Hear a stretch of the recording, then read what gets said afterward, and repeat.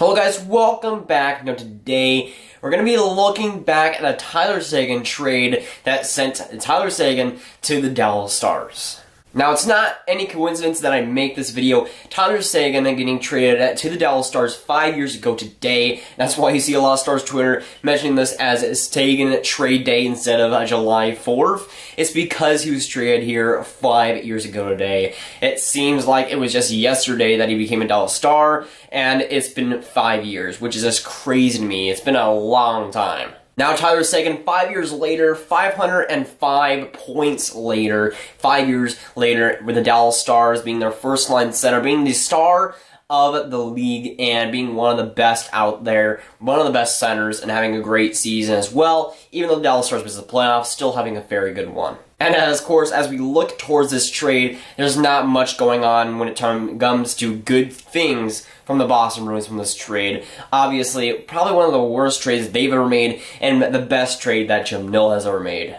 He was just starting out, and this was the big trade to put him on the map, especially for the first couple of years where we really saw this go in the Dallas Stars' favor when Tyler Seguin started developing. And this is really the trade that Jim Nill started with, and he started with a bang.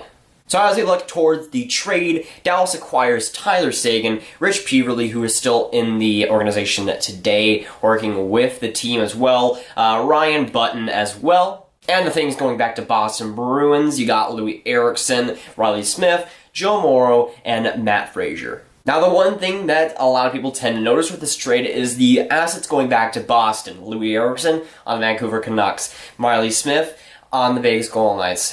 Joe Morrow is just plain gone. Matt Frazier, I'm pretty sure, is retired.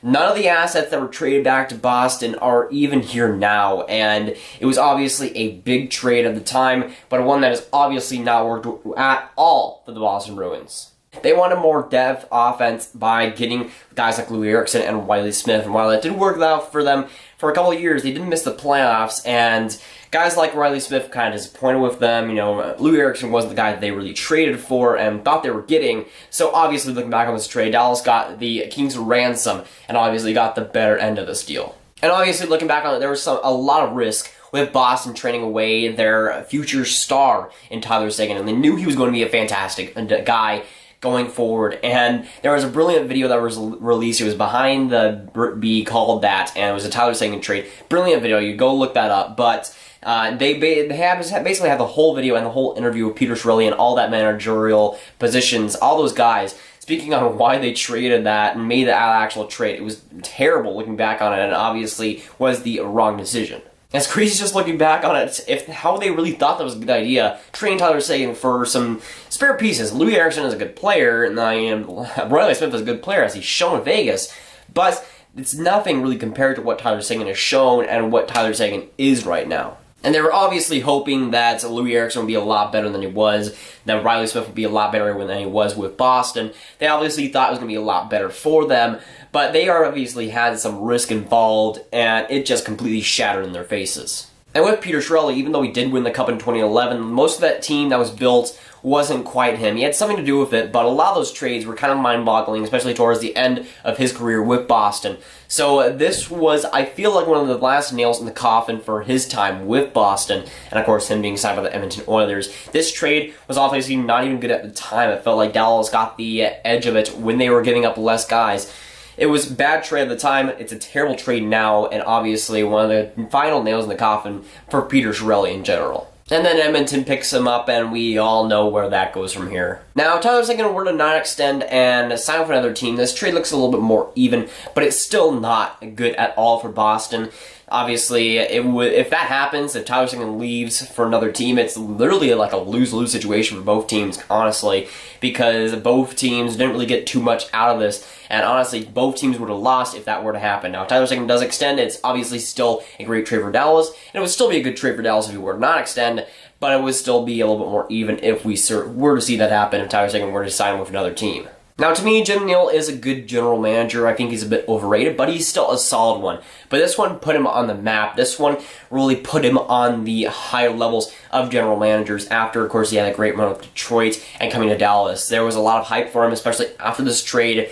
He hasn't done really too much after that. he really hasn't plateaued like he has after that trade. This really was the pinnacle of him with the Dallas Stars so far. We'll see if there's anything more than that, but for right now, this was Jim Nill's greatest accomplishment, and it's really the young part of his tenure with the Dallas Stars. He already plateaued, and we saw the best from him here. And honestly, this trade is so lopsided, it's kind of ridiculous, seeing from what this trade just became, and what Peter Chiarelli thought this was going to be. It was obviously not a good trade for the Bruins, and a fantastic trade for the Dallas Stars being one of them. That is fantastic. Jim Nill did a fantastic job with this, and it was been one of his best trades that he's ever made with the Dallas Stars, if not his best. I feel like that's what he's really done for the Dallas Stars. He's gotten this one big trade. He hasn't done too much else from this, but this is definitely his greatest accomplishment here. Of course, looking back on this trade, a lot of people thought it was going to be a lot more with Boston because Louis Eriksson was going to be one of those guys that was going to contribute a lot to Boston.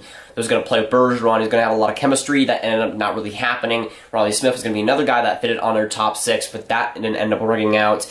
You got Joe Morrow, who's going to be like a top 4 guy for them in the future. That didn't end up happening at all. Matt Frazier was a guy that didn't even play for them really. So obviously, all in all, this trade was absolutely disastrous for Boston, and overall just absolutely terrible. Couldn't really get any worse for them. But it's just crazy to see how much Boston lost this trade, and obviously Dallas being very happy for this happening, and me being very happy for this happening. Fantastic trade for Jim Nill and Dallas Stars for what they were able to get out of this. Just a fantastic trade overall, and Boston making one of the worst mistakes in their franchise history. But once again, it's crazy to think that this was only 5 years ago. It feels like it was just yesterday that this happened, and it was obviously a franchise-making decision for both teams here, or for Boston and for Dallas. And it's going to be a pinnacle one to watch in the next few years, see where Tyler Seguin ends up, if he stays with Dallas, if he doesn't. But still, it was a great trade for Dallas, and one that will shape their future, and already has shaped their future. But Tyler Seguin being a Dallas Star is something that's perfect, and we gotta thank Peter Chiarelli for making that happen.